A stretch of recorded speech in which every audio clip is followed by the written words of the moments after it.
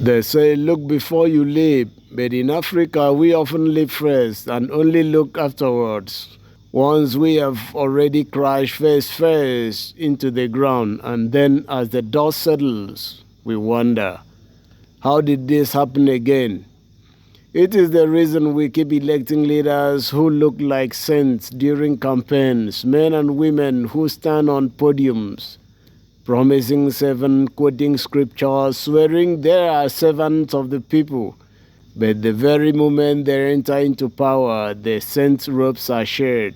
And what emerges is the wolf, the lion, the hyena, tearing apart the very flock that trusted them.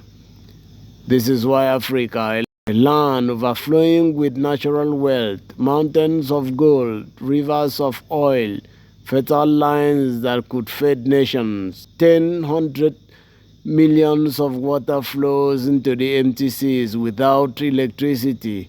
Still, we wear the chains of poverty and lives in darkness at the energy-driven world. Not because we are poor in resources, but because we are poor in foresight.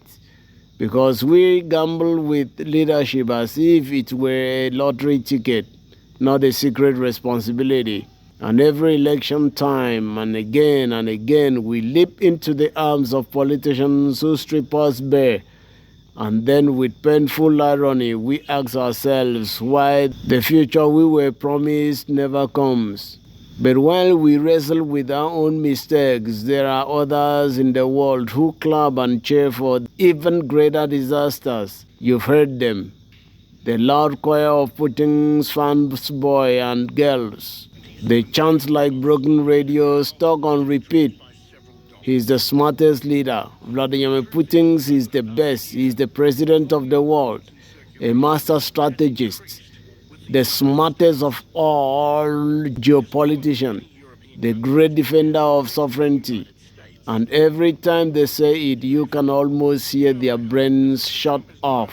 Let's be honest, if wisdom were measured in destroyed cities, stolen lands, and rivers of blood, then even a toddler hurling stones at the neighbors' homes would qualify as a genius. But let's run a little thought experiment for these cheerleaders of aggression.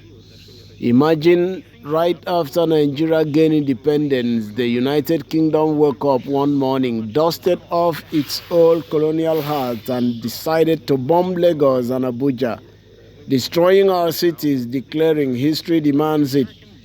Nigeria has always been part of us. Would that be brilliance? Would anyone clap and say, oh, how strategic London is? Or would the whole world condemn it as madness? Or take France, for example. Imagine Macron ordering missiles to rain down on Niger Republic simply because Niger dared to join BRICS. Would the world call it grand chess move by the IC? Or would Macron be dragged across international forums as a reckless meddler trembling on sovereignty? Soon after Ukraine was declared free, their independence from Russia, they are totally sovereign nation. But Russia refused to accept that. All they do is to look for how to destroy them, destroy Georgia, destroy Czech and many other countries surrounding it. The answer is obvious, yet when Russia invades Ukraine, suddenly the story changes. Suddenly the very same aggression, the very same violation of sovereignty is dressed up and sold as strategy. Oh, what a chess master Putin is. Please, it's not chess, it's checkers played with bombs, and badly at that. But here is the darker joke. The same people praising these chaos are the ones who pretend to love freedom and democracy and blame the West for destroying Africa. And yet, when you look at BRICS, this so-called new power bloc of 11 nations, ask yourself how many of these leaders keep democracy alive, respect human rights instead of abusing it. Think about their elections, how they conduct it. Very few of them. Most have mastered a different kind of game. The oldest trick in the book.